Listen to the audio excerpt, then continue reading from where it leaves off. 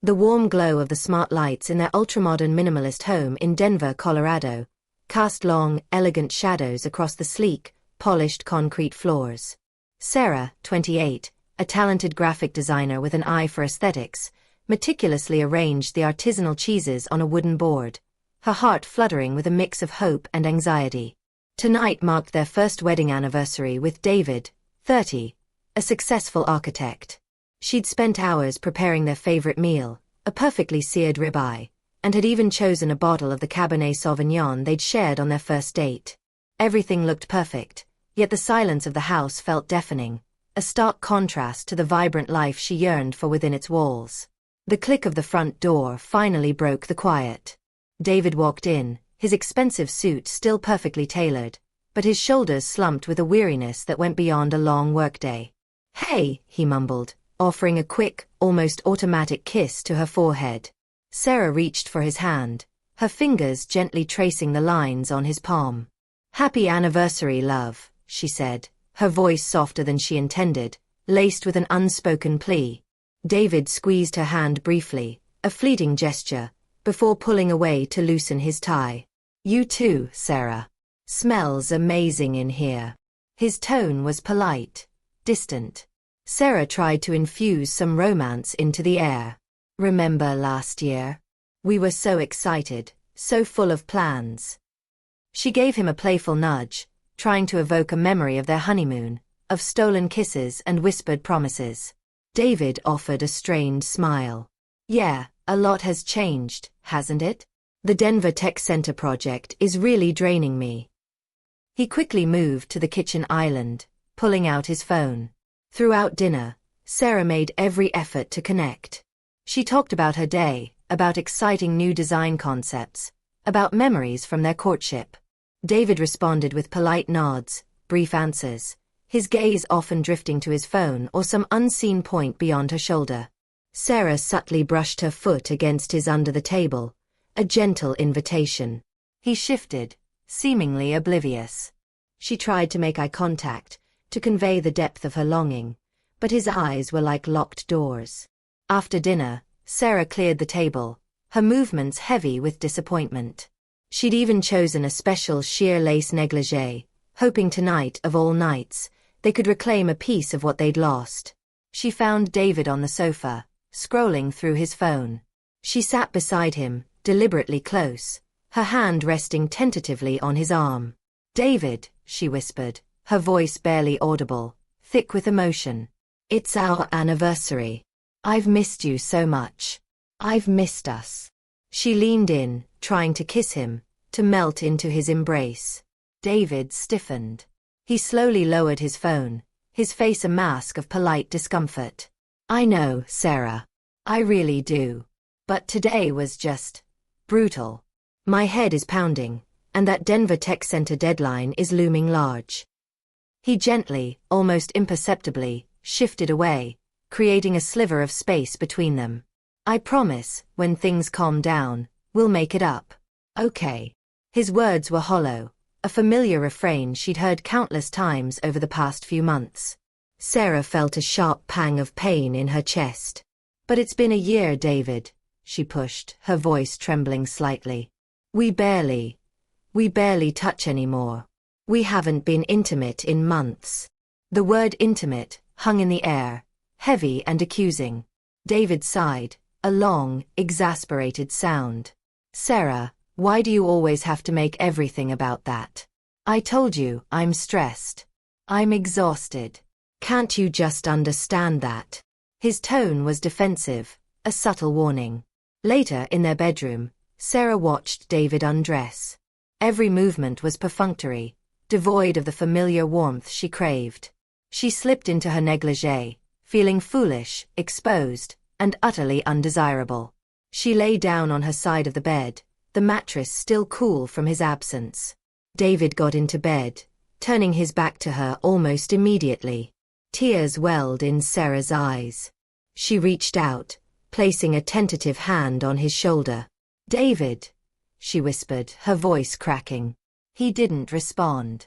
She tried again, moving closer, wrapping her arm around him from behind, pressing her body against his. She could feel the stiffness in his frame, the subtle tension that radiated from him. He feigned sleep, his breathing even and deliberate. Sarah lay there, clinging to him, her face buried in his back, tears silently soaking the fabric of his pajama top. The happy anniversary she had hoped for had dissolved into another night of cold shoulders, unspoken rejections, and agonizing solitude. She felt utterly alone, unwanted, and desperately confused. The anniversary that was supposed to mark a milestone of their love had only deepened the hollow ache in her heart. The anniversary night set a new, colder precedent. Sarah woke feeling emotionally drained, the space beside her in bed a stark reminder of the growing chasm between her and David. The next morning she tried to talk to him, but he was already dressed for work, his phone in hand, rushing out the door with a mumbled, "See you tonight." Days turned into weeks, each one a repeat of the last. Sarah, fueled by a desperate need to reignite the spark, threw herself into various attempts at seduction. She bought new lingerie, delicate silks and laces that she hoped would catch his eye. She cooked his favorite meals, lighting candles and playing soft jazz, trying to create an inviting romantic atmosphere in their Denver home. She'd even try initiating physical contact directly, a hand on his thigh while watching TV, a lingering kiss in the hallway, a soft touch on his arm as they spoke. Each time, David would recoil subtly, almost imperceptibly, yet definitively. "David," she'd plead one evening, leaning into him on the sofa, her voice soft and hopeful. "Let's just relax tonight. No work talk. Just us." She pressed her body gently against his, her fingers tracing the outline of his jaw. He stiffened, his eyes darting around the room. "I can't, Sarah. I'm really not feeling well. Just a massive headache, probably from staring at blueprints all day for the Boulder project." He rubbed his temples, a well-practiced gesture. Another night, after she had meticulously prepared a candlelit dinner, Sarah approached him as he sat on the edge of the bed, scrolling on his tablet. She wore a slip of silk, hoping to entice him. "David," she whispered, her voice laced with vulnerability. "It's been so long. I miss you. I miss us." She sat beside him, gently touching his arm. He flinched slightly, pulling his arm away to lay the tablet on the nightstand. "Sarah, please. I told you, I'm just too exhausted. I have to be up at 5 a.m. for a really important meeting downtown tomorrow. Can we just sleep?" His tone was clipped, tinged with a familiar weariness that felt more like a barrier than an explanation. Sarah's frustration simmered beneath the surface. She started directly confronting him, though her words were always tinged with desperation. "David, I don't understand. We've been married for a year, and we haven't been intimate. What's going on?" She sat on the edge of the bed, watching him as he pretended to read a book, his back to her. David sighed, a long, drawn-out sound, and slammed his book shut, turning to face her with an exasperated expression. "Sarah, why do you always have to bring this up? I've told you I'm busy. I'm stressed. Don't you get that?" His voice was rising, a rare display of open frustration. "No, I don't get that." Sarah's own voice cracked, tears pricking at her eyes. "I'm your wife. I need you. I feel like I'm living with a stranger. Am I not good enough? Am I not attractive anymore? Is there someone else?"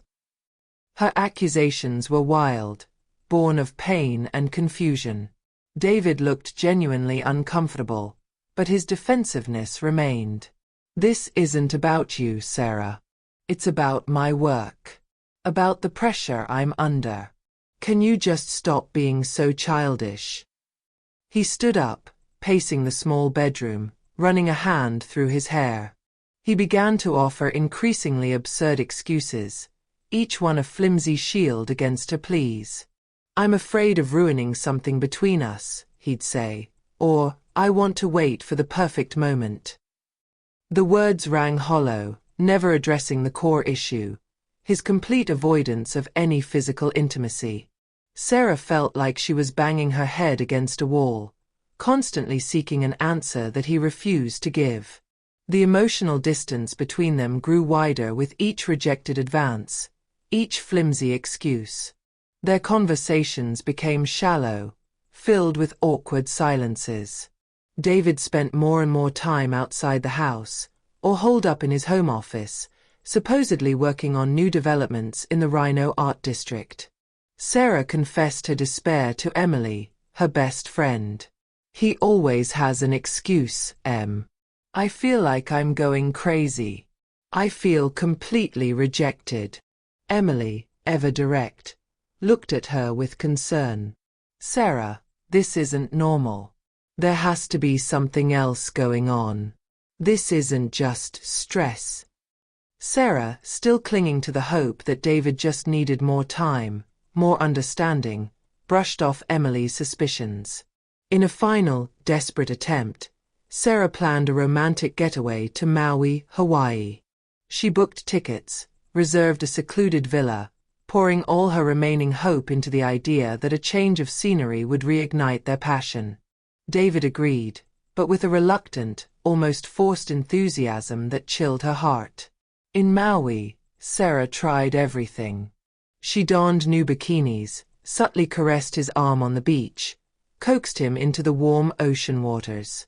But David remained distant, engrossed in the scenery or, more often, his phone.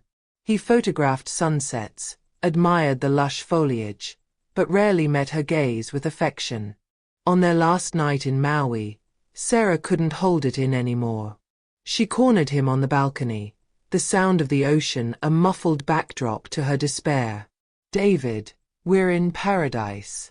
Why won't you touch me? Why don't you want me?" she screamed, tears streaming down her face.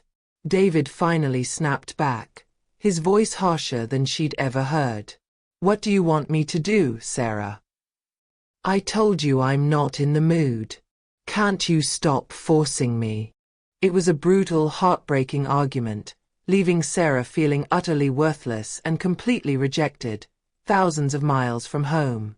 They returned to Denver, their marriage feeling more shattered than before. Sarah was emotionally exhausted, drained of hope. She stopped trying to initiate intimacy, a cold resignation settling over her. She began to wonder if there was something fundamentally wrong with her, a flaw that made her undesirable. The questions gnawed at her, silently, relentlessly. The return from Maui solidified the chilling reality of their marriage. The physical distance in their bed had now seeped into every corner of their shared life, creating an emotional chasm that felt insurmountable. Conversations became shallow, punctuated by long, awkward silences that screamed louder than any argument. David, increasingly evasive, spent more and more time out of the house, or holed up in his home office, claiming endless hours dedicated to new developments in the Rhino Art District. Sarah started feeling like a ghost in her own home, a silent observer of a life that was supposed to be hers. Sarah, however, wasn't ready to give up entirely. She still clung to a sliver of hope, a desperate belief that if she just tried harder, if she found the right trigger, David would return to her. She thought about their early days, the passionate weekends spent exploring Breckenridge or hiking in the Flatirons near Boulder, the spontaneous romantic gestures. Maybe, she reasoned, he just needed a change of pace, something to break the monotony of their stagnant routine. One evening, Sarah found David scrolling on his tablet, a rare moment he wasn't completely absorbed in work calls or emails. She took a deep breath, mustering her courage. "David," she began, her voice soft but firm, "I've been thinking. We need to reconnect. Really connect." She paused, waiting for a reaction, but he simply grunted, his eyes still glued to the screen. I booked us a trip. A surprise. To Napa Valley, California." David slowly lowered his tablet, his brow furrowed. "Napa?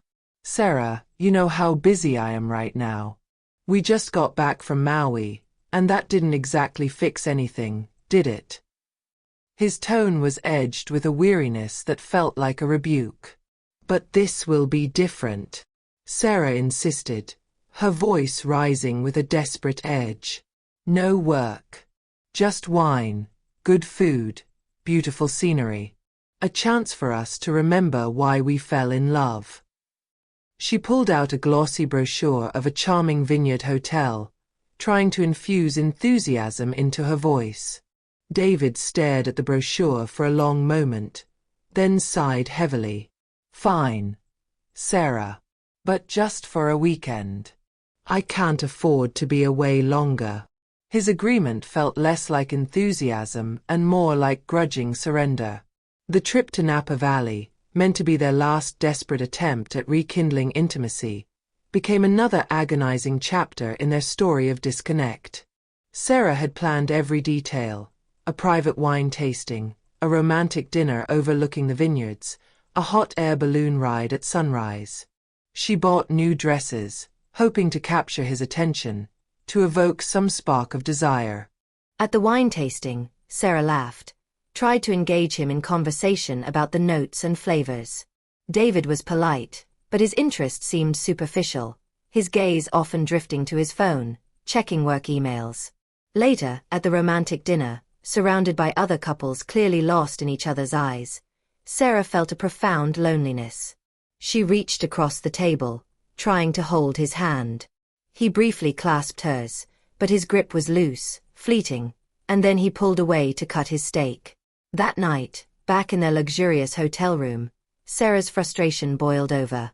She had put on a silky robe, leaving it slightly open, hoping he would notice, hoping he would approach.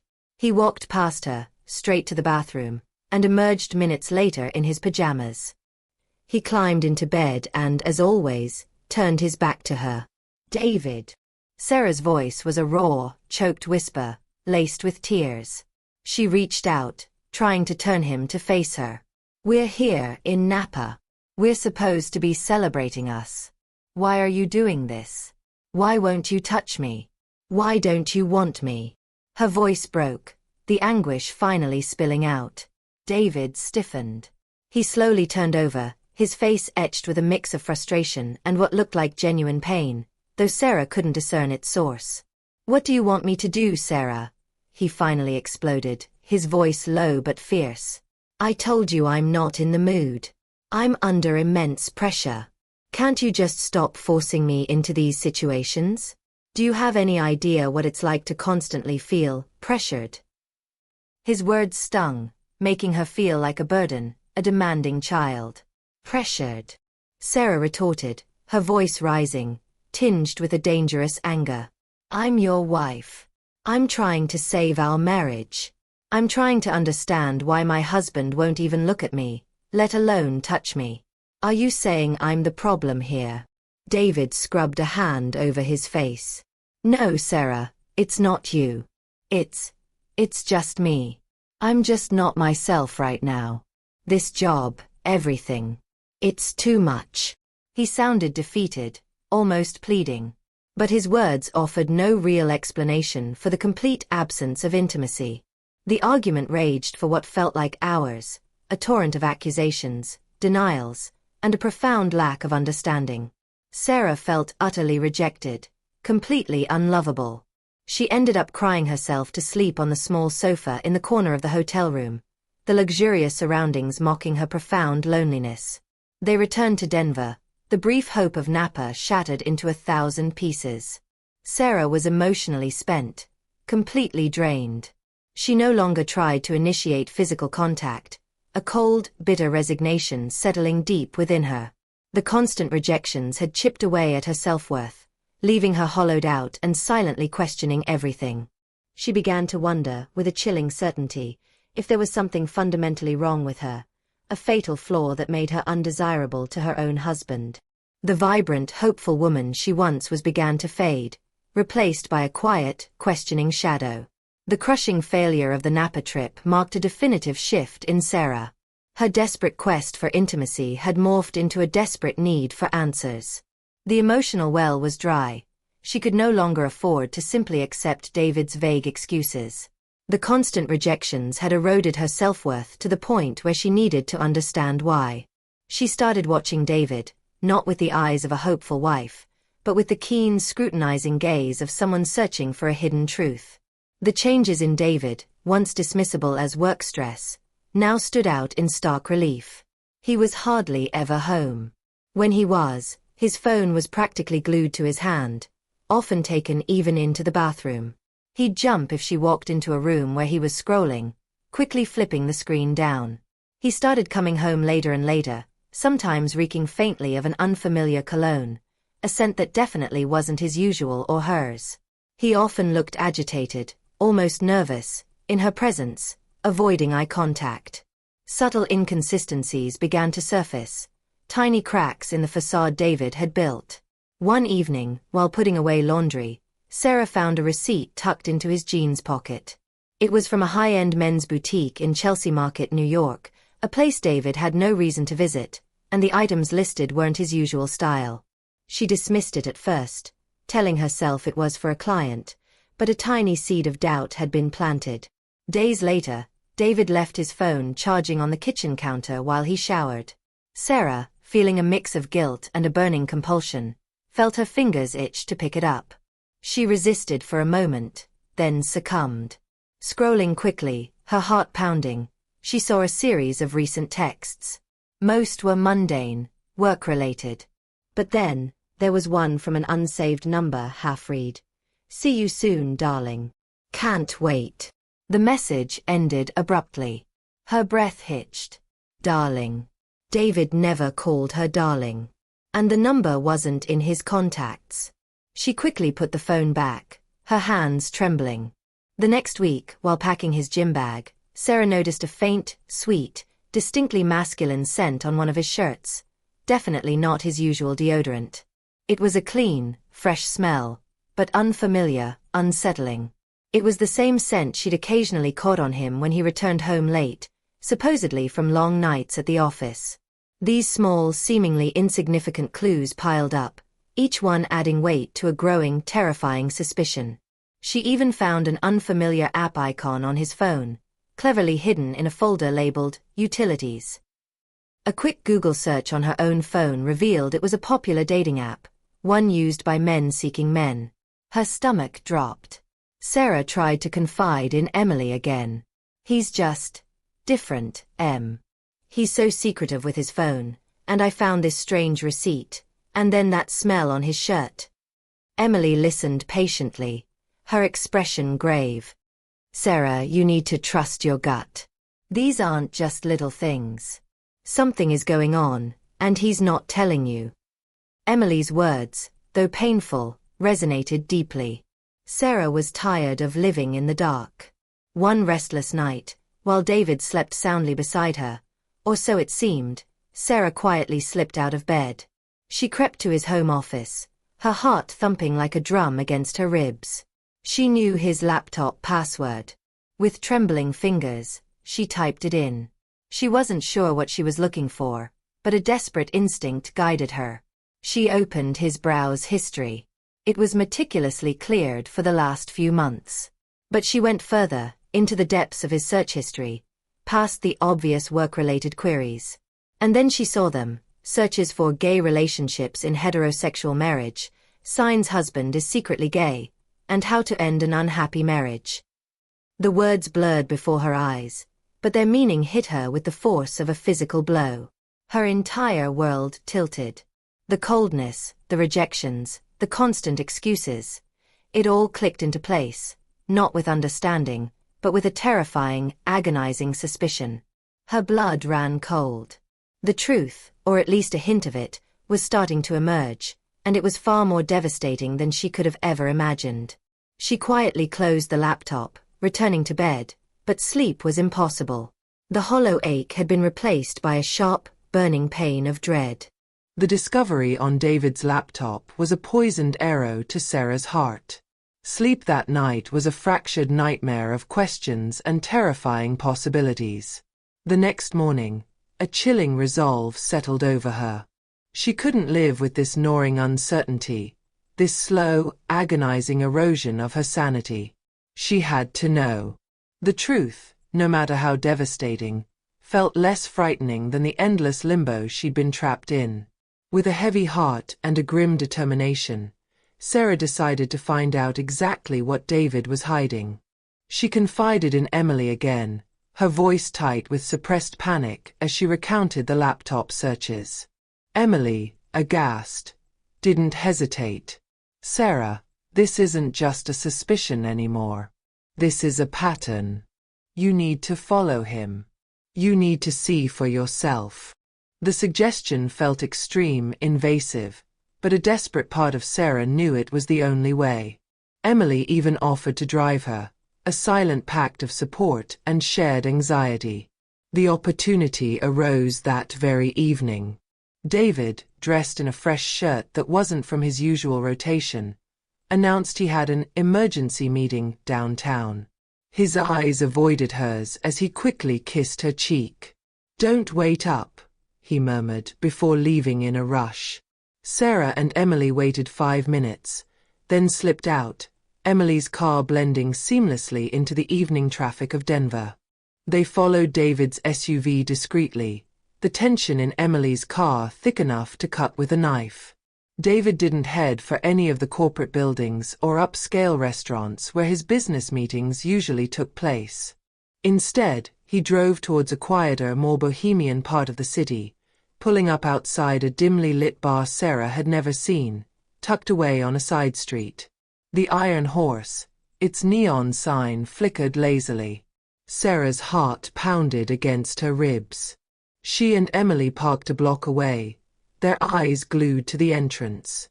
Minutes later, David emerged from the car, and then, from the bar's entrance, a man stepped out to greet him. He was tall, with dark hair and a bright, easy smile. Sarah felt a cold dread creep up her spine. From their vantage point across the street, Sarah watched in agonizing silence.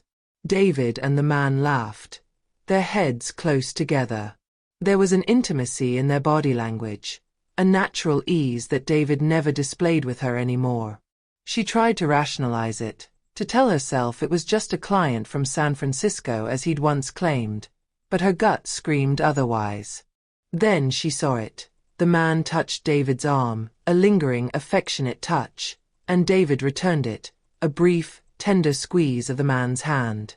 It was a gesture of warmth and connection that Sarah had longed for, begged for, from her own husband for months. A sharp, searing pain shot through her chest, a silent scream trapped in her throat.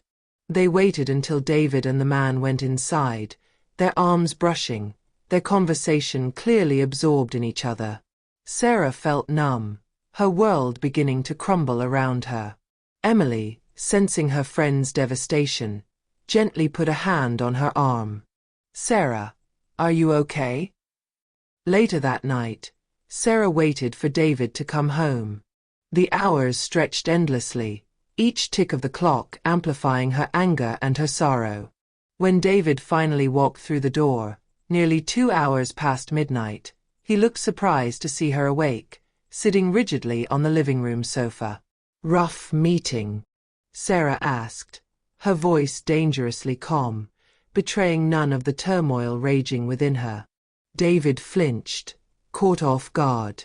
"Yeah, really long. Client from out of town." He tried to sidestep her, heading towards the kitchen. "The client you were holding hands with outside the Iron Horse?" Sarah's voice rose, cracking with suppressed fury. David froze. He slowly turned, his face paling. "What are you talking about?" he stammered, his eyes wide with a mixture of shock and fear. Are you following me? That's insane, Sarah. You're being paranoid." His voice was defensive, accusatory. Paranoid. Sarah pushed herself to her feet, her hands clenching into fists. "You think I'm paranoid because my husband never touches me, never wants me, always has excuses, and then I find you laughing and touching another man outside a bar?" Her voice broke, tears finally spilling over. "What about the client you went to Miami, Florida with, David?" The one you booked a hotel room with. She threw the printouts of the flight and hotel confirmations onto the coffee table between them. David stared at the papers, his face draining of all color. His carefully constructed facade shattered, replaced by raw panic. He opened his mouth, but no words came out. The air in the room thickened with unspoken truths, a suffocating silence that screamed louder than any confession. Sarah felt a cold certainty settle in her bones. This wasn't just about stress or work. This was about a profound, heartbreaking betrayal. The silence that followed Sarah's accusation was deafening, a vacuum sucking all air from the room.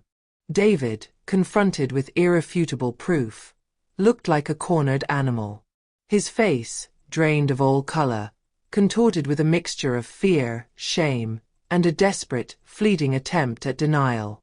"Sarah, you don't understand," he stammered, his voice barely a whisper. "It's not what you think. Those are business trips. He's a client from San Francisco." Sarah's laugh was a harsh, broken sound, devoid of humor. "A client from San Francisco you hold hands with and take on romantic trips to South Beach, Miami?" Her voice was shaking, but her eyes were locked on his, burning with a furious intensity. She picked up the printed photos from the coffee table, candid shots of David and the man, their faces close, laughing together in the Miami sun, images too intimate for mere business. "And are these business too, David? Or is this another project deadline I didn't know about?" David's eyes darted between the photos and Sarah's face, his shoulders slumping. He tried again, a pathetic, desperate attempt to regain control. "Sarah, you're overreacting. This is a misunderstanding. I can explain everything." "Explain what, David?" Sarah screamed, her voice finally breaking, tears streaming down her face. "Explain why you never touched me for an entire year. Explain why you made me feel unlovable, unwanted, broken, when all along you were living a double life. Explain why you married me if you felt this way." She picked up the handwritten letter, its elegant script a cruel mockery of love, and threw it at him. "Explain this, David. My dearest Mark, I can't imagine a life without you. Is this your business proposal, David? Is this how architects seal a deal in Oklahoma?" David crumpled. The carefully constructed facade he had maintained for a year, perhaps even longer, shattered completely. He sank to the floor, burying his face in his hands, his body racked with silent sobs that quickly escalated into loud, gut-wrenching wails. "I'm sorry," he choked out, the words muffled by his hands. "God, Sarah, I'm so sorry." Sarah stood over him, trembling, a whirlwind of emotions tearing through her. Rage, betrayal, profound sadness, and a crushing sense of waste. "Sorry," she hissed, the word tasting like ash in her mouth. "You're sorry? You destroyed my life. You stole a year of my life. You made me question everything about myself. How could you do this to me, David? How could you be so cruel?" Her voice was raw, laced with the agony of a year's worth of silent suffering.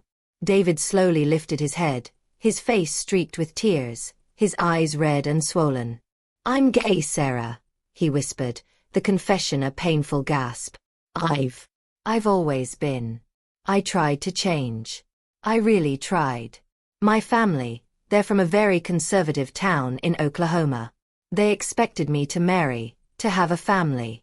I thought if I married you, if I had a good normal life, it would go away.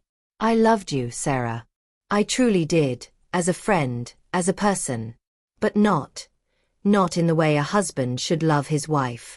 He confessed his own struggle, the immense pressure he'd felt to conform, the desperate hope that marrying her would fix him.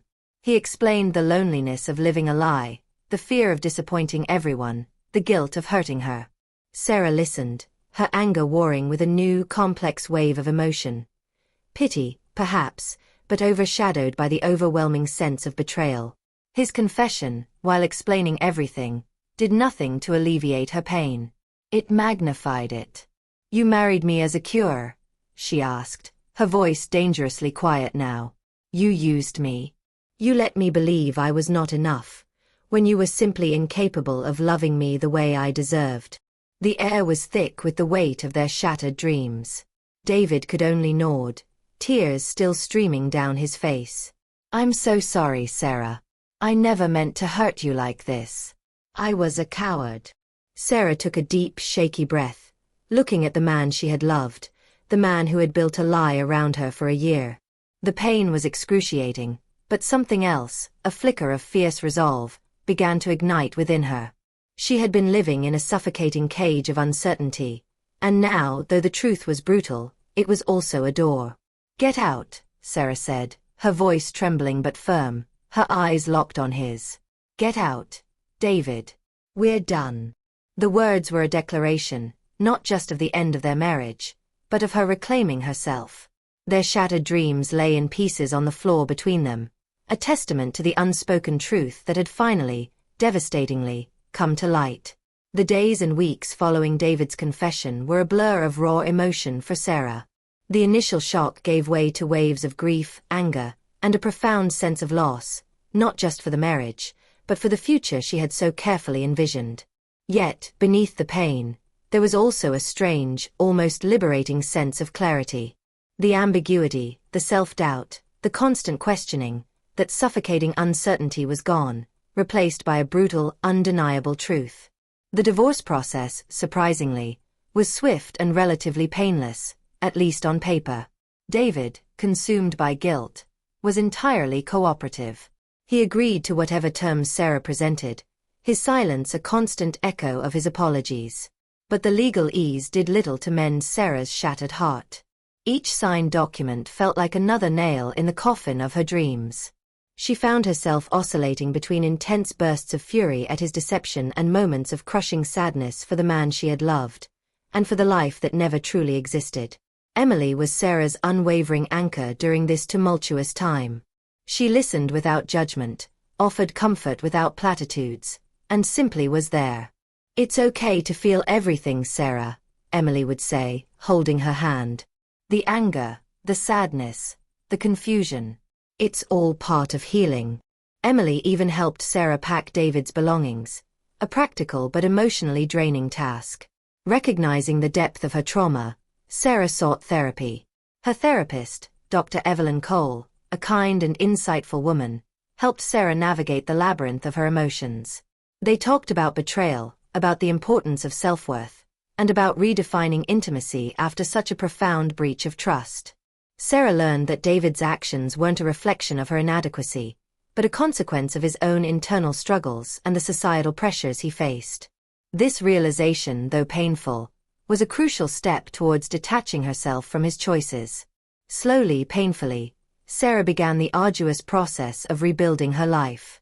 The house in Denver, once a symbol of her hopes, now felt suffocating, a monument to a broken dream. She decided to sell it, a decision that felt both terrifying and exhilarating. She found a smaller, sun-drenched apartment in a lively neighborhood in downtown Denver, with exposed brick walls and a view of the city skyline. Moving into it felt like a rebirth, a tangible step towards a new, independent future. She poured herself into her work, taking on challenging new design projects that demanded her full creative energy.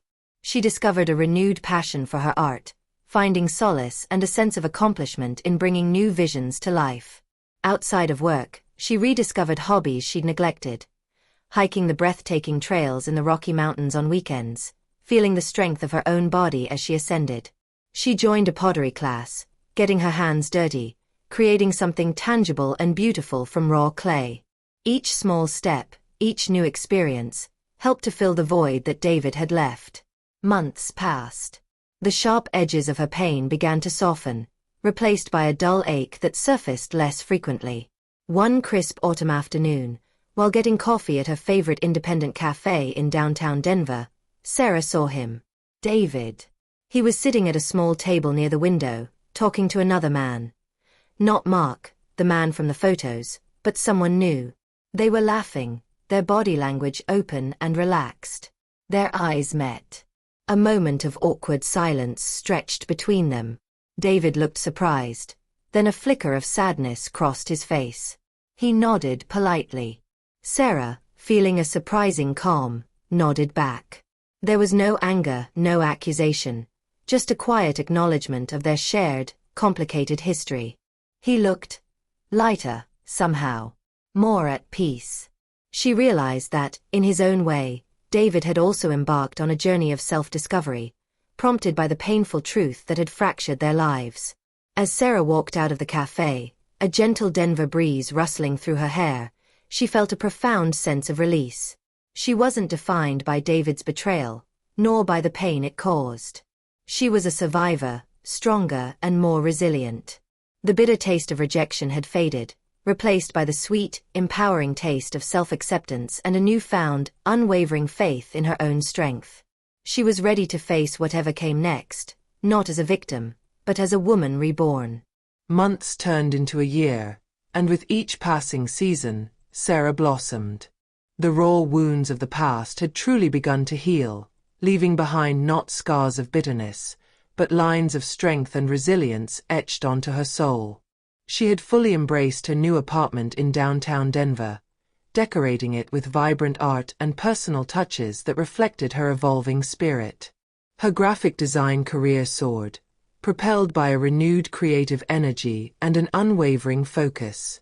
She was no longer just working, she was thriving, her portfolio brimming with innovative projects and glowing client testimonials. Sarah found a deep contentment in her independent life. Her weekends were filled with meaningful connections, laughter-filled brunches with Emily at cafes in Cherry Creek, challenging hikes through the foothills of the Rocky Mountains with a new hiking group she joined, and quiet evenings curled up with a good book and a cup of tea. The peace she had sought so desperately in her marriage, she had found within herself. She no longer chased external validation. Her worth was an intrinsic part of her. One crisp autumn evening, Sarah found herself in Brooklyn, New York, for a major design conference. The city's vibrant energy was infectious, and she felt a lightness in her step she hadn't known in years. On the final day, she decided to explore a small art gallery she'd heard about in Dumbo, near the waterfront. Inside, amidst a collection of captivating abstract paintings, she found herself drawn to a particular piece, a vibrant canvas bursting with color and texture. As she admired it, a man emerged from a back room, carrying a palette and brushes. He had kind eyes, a gentle smile, and paint smudges on his apron. "You like that one?" he asked, his voice warm. "That's one of mine." His name was Ethan, 32, a talented artist with a quiet confidence and a genuine curiosity about the world. They talked for what felt like hours, about art, about life, about dreams. There was an immediate, comfortable connection, a genuine ease that felt refreshingly honest. Ethan listened intently when she spoke, his gaze steady and open, unlike the evasiveness she'd grown accustomed to. He talked about his own passion for creating, his struggles, his triumphs. There was no pretense, no hidden agendas. As they said goodbye, exchanging numbers, Sarah felt a flutter in her chest she hadn't experienced in a long time. It wasn't the desperate hope of her past, but a gentle, hopeful curiosity. She knew that building a new connection would take time, honesty, and vulnerability, qualities she now cherished above all else. Walking through Central Park, New York, the golden leaves crunching underfoot, Sarah smiled.